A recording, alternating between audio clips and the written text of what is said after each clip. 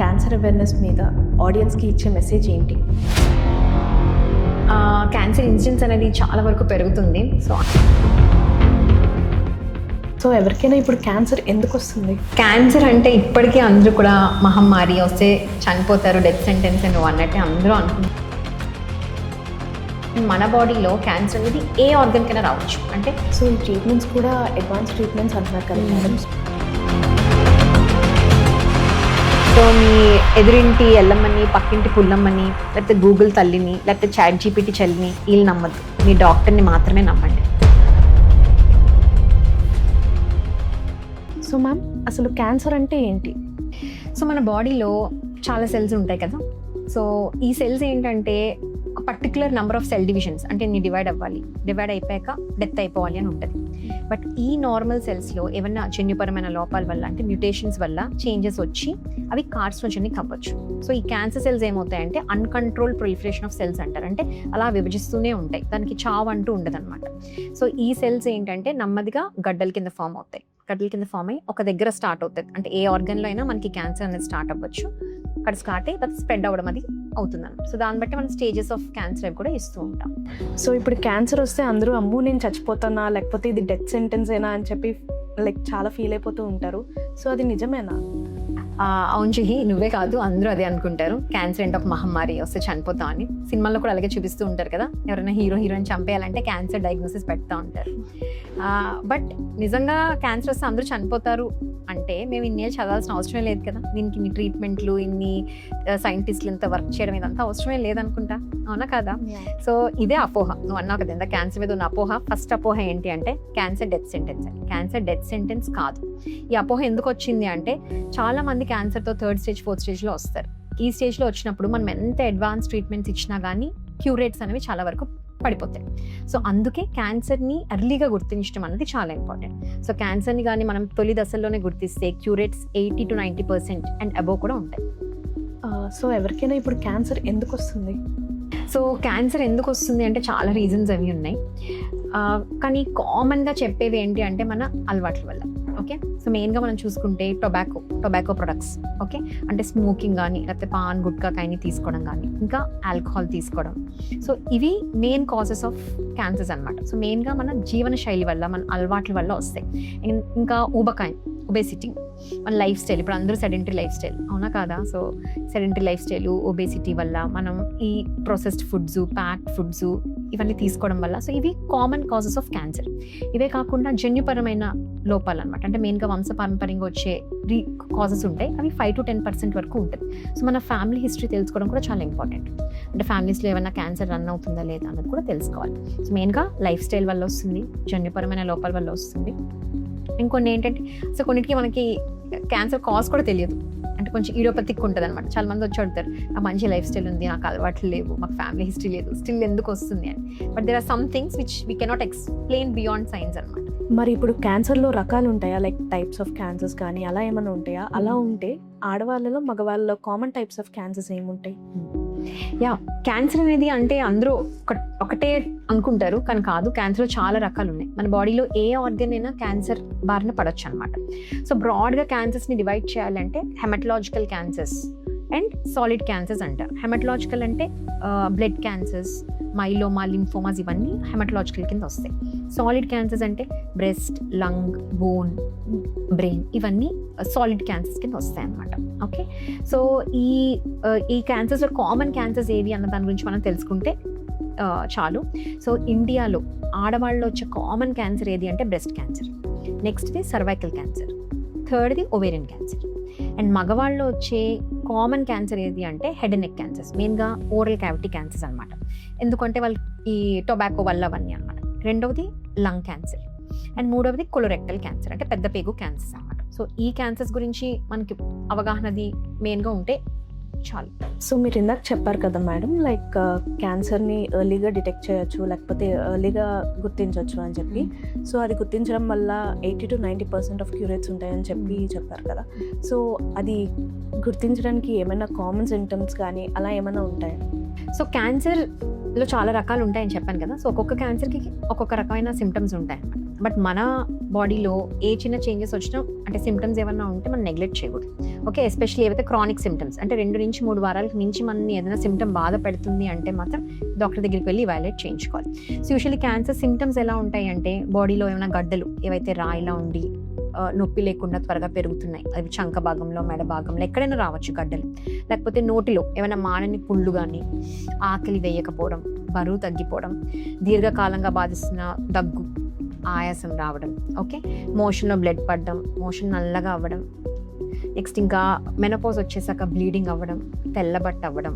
So ఇలాంటివి common symptoms of cancer అని చెప్తాం. సో సింపుల్గా గుర్తుపెట్టుకోవాలి అంటే సిమ్టమ్స్ ఏవైతే 2 నుంచి 3 వారాలకు మించి ఉంటే డాక్టర్ దగ్గరికి వెళ్ళి టెస్ట్లు అవి చేయించుకోవాలి. సో విన్నారు కదా, 2 వారాల నుంచి మీకు ఏమైనా సిమ్టమ్స్ బాధ పెడుతూ ఉంటే లేకపోతే ఇబ్బంది పెడుతూ ఉంటే అస్సలు నెగ్లెక్ట్ చేయొద్దు, వెంటనే డాక్టర్ దగ్గరికి వెళ్ళి టెస్టులు చేయించుకోవాలి. సో సిమ్టమ్స్ విషయం పక్కన పెడతాం మేడం, అసలు క్యాన్సరే రాకుండా మనం ప్రివెంట్ చేసే ఆప్షన్ ఏమైనా ఉంటుందా? సో క్యాన్సర్ ప్రివెన్షన్ అంటే మనం ఇందాక మాట్లాడుకున్నాం కదా, క్యాన్సర్ రిస్క్ ఫ్యాక్టర్స్ ఏంటి అని. సో చాలా వరకు 70-80% అంతా మన జీవన శైలి వల్ల వస్తూ ఉంటుంది. సో అవి మార్పులు చేసుకుంటే మనం క్యాన్సర్ని చాలా వరకు కూడా ప్రివెంట్ చేసుకోవచ్చు అనమాట. అంటే ఈ హ్యాబిట్స్, టొబాకో చూయింగ్ కానీ, స్మోకింగ్, డ్రింకింగ్ ఇలాంటి హ్యాబిట్స్ అవి అలవాటు చేసుకోకూడదు. ఒకవేళ అలవాటు అయితే మానేయాలి ఎంత త్వరగా వీలైతే అంత త్వరగా. ఇంకా ఐడియల్ బాడీ వెయిట్ మెయింటైన్ చేయాలి, దానికోసం ఫిజికల్ యాక్టివిటీ చేయాలి. ఇంకా హెల్తీ డైట్, బ్యాలెన్స్ డైట్ తీసుకోవాలి, అడిక్వేట్ స్లీప్ ఉండాలి, స్ట్రెస్ అవన్నీ తీసుకోకూడదు. సో ఇవే కాకుండా మనకి వ్యాక్సినేషన్ కూడా ఉంది. సో మెయిన్గా లివర్ క్యాన్సర్ రాకుండా మనకి హెపటైటిస్ బి వ్యాక్సిన్ ఉంది. ఇంకా సర్వైకల్ క్యాన్సర్ అది రాకుండా మనకి హెచ్పివి వ్యాక్సిన్ అది ఉంది.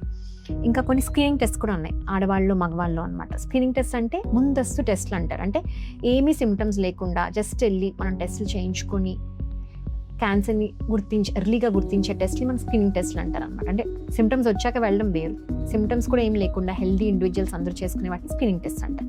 సో ఆడవాళ్ళు మెయిన్గా అయితే 40 ఏళ్ళు దాటిన వాళ్ళందరూ కూడా మ్యామోగ్రఫీస్ అంటారు, అవి చేయించుకోవాలి. అంటే రొమ్ముకి ఎక్స్రేస్ అనమాట, ఇయర్లీ వన్స్ అవి చేయించుకోవాలి.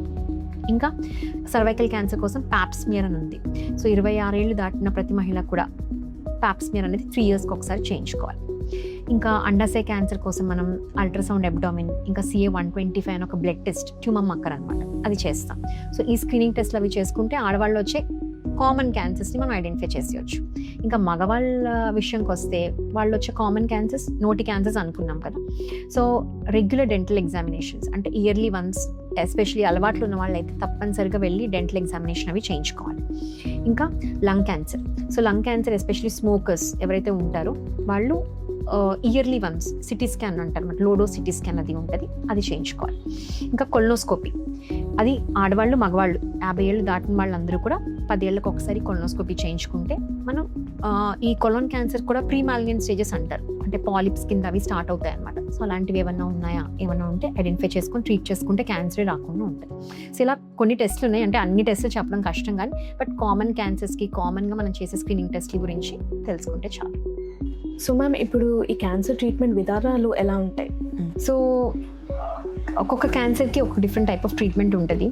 బట్ యూజువల్లీ క్యాన్సర్ ఏంటంటే మల్టీ డిసిప్లినరీ అంటారు అనమాట. అంటే కీమోథెరపీ ఉంటుంది, రేడియోథెరపీ ఉంటుంది, సర్జరీ ఉంటుంది, ఇంకా ఇప్పుడు న్యూక్లియర్ మెడిసిన్, న్యూక్లియర్ థెరపీస్ అంటారు. సో డిఫరెంట్ ట్రీట్మెంట్స్ ఉంటాయి. సో మన క్యాన్సర్ టైప్ బట్టి, క్యాన్సర్ స్టేజ్ బట్టి ఒక పేషెంట్కి అన్ని ట్రీట్మెంట్స్ అవసరం పడుతుందా లేదా అని మాకు ట్యూమర్ బోర్డ్ అని ఉంటుంది అనమాట. సో ప్రతి కేసుని ట్యూమర్ బోర్డ్లో డిస్కస్ చేసి స్టేజ్ బట్టి, ఆ టైప్ బట్టి ఏం ట్రీట్మెంట్స్ ఇవ్వాలనేది డిస్కస్ చేస్తాం. సో చాలామంది ఏంటంటే క్యాన్సర్ డయాగ్నోసిస్ కన్నా క్యాన్సర్ ట్రీట్మెంట్కి చాలామంది భయపడిపోతూ ఉంటారు. ఇప్పటికీ కూడా ఇంకా క్యాన్సర్ డయాగ్నోసిస్ అని యాక్సెప్ట్ చేస్తారు, కానీ కీమోథెరపీ, రేడియోథెరపీ అన్న వెంటనే బాబాయ్ నాకు వద్దు అని చెప్పి చాలామంది ఆల్టర్నేటివ్ ఫార్మ్స్ ఆఫ్ ట్రీట్మెంట్కి అది వెళ్ళిపోతూ ఉంటారు. కానీ అందరికీ తెలిసింది ఏంటంటే కీమోథెరపీ అంటే జుట్టు ఊడిపోతుంది, నల్లగా అయిపోతాము, వాంతులు అయిపోతాయి, విరోచనలు అయిపోతాయని. సో కంగారు పడిపోవాల్సిన అవసరం లేదు, చాలా అడ్వాన్సెస్ వచ్చేసాయి క్యాన్సర్ ట్రీట్మెంట్లో. కీమోథెరపీ ఇప్పుడు ఏంటంటే హెయిర్ ఫాల్ అవ్వకుండా మనకి స్కాల్ప్ కూలింగ్ అని కొత్తగా డివైస్ వచ్చింది. ఇంకా ఏంటంటే కీమోథెరపీ, వామిటింగ్స్ ఇవన్నీ కంట్రోల్ చేయడానికి మనకి కొత్త కొత్త మెడికేషన్స్ కూడా వచ్చాయి. ఇవే కాకుండా ఏంటంటే ఇప్పుడు కొత్తగా సిస్టమిక్ థెరపీస్ అంటారు ఇవన్నీ. కీమోథెరపీస్ కాకుండా మనకి ఇమ్యూనోథెరపీ అని, టార్గెటెడ్ థెరపీస్ అని, ఇలా కొత్త రకమైన ట్రీట్మెంట్స్ కూడా వచ్చాయి. వీటికి ఏంటంటే పెద్ద సైడ్ ఎఫెక్ట్స్ కూడా ఏమీ ఉండవు, కంప్లీట్లీ సేఫ్. అవి జస్ట్ 1 hour ఇంజెక్షన్స్ అవి అంతే. సో ఇవి కీమోథెరపీలోనే కాదు, ఇంకా రేడియోథెరపీలో కూడా చాలా టెక్నిక్స్ వచ్చాయి అనమాట. ఇంతకుముందు ఏంటంటే రేడియోథెరపీ కొబాల్ట్ మెషిన్ ద్వారా ఇచ్చేవారు. సో దానివల్ల ఏంటంటే ట్యూమర్కి రేడియేషన్ కాదు, ఆ పక్కనున్న ఆర్గన్స్ అంతా కూడా రేడియేషన్ అది వెళ్ళడం వల్ల చాలా సైడ్ ఎఫెక్ట్స్, ట్రీట్మెంట్ అయిపోయాక కూడా ఆ సైడ్ ఎఫెక్ట్స్ వల్ల అది బాధపడుతూ ఉండేవారు అనమాట. బట్ ఇప్పుడు అడ్వాన్స్డ్ మెషిన్స్ అవన్నీ వచ్చాయి, టోమోథెరపీ ఇలాంటి హై ఎండ్ రేడియేషన్ మెషిన్స్ వల్ల ఏంటంటే ప్రిసైజ్డ్ రేడియేషన్ ట్యూమర్కి మాత్రమే వెళ్ళేలాగా, పక్కనున్న ఆర్గన్స్కి అవి వెళ్ళకుండా ఇలాంటి అడ్వాన్స్ టెక్నిక్స్ రేడియోథెరపీలో కూడా వచ్చేసాయి. ఇంకా సర్జరీ పరంగా వస్తే ఇంతకుముందు అందరికీ ఓపెన్ చేసి సర్జరీ చేయాల్సి వచ్చేది.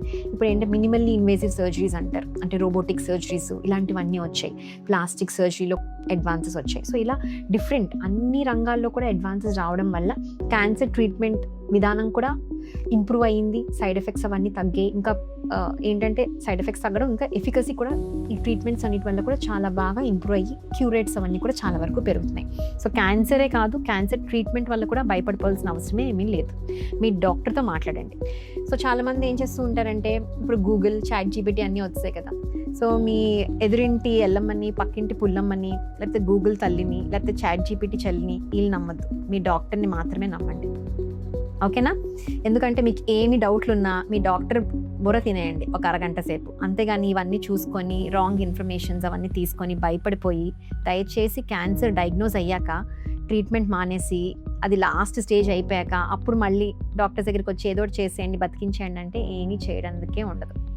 సో ఈ ట్రీట్మెంట్స్ కూడా అడ్వాన్స్ ట్రీట్మెంట్స్ అంటున్నారు కదా మేడం, సో ఈ కాస్ట్ కూడా ఎక్కువ ఉంటుందా? సో చాలా అడ్వాన్సెస్ వచ్చాయి నిజమే. సో క్యాన్సర్ ట్రీట్మెంట్ ఎఫోర్డబుల్ అంటే ఎఫోర్డబుల్లే.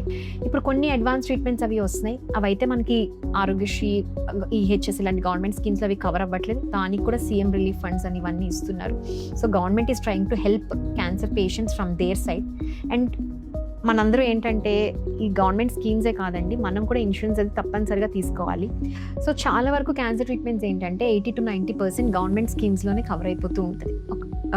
10 to 20% advance treatments like immunotherapy, targeted therapies, tomotherapies ఇలాంటివి అయితే కవర్ అవ్వవు. బట్ చాలా వరకు కూడా cancer treatment is affordable. So thank you so much for your valuable information.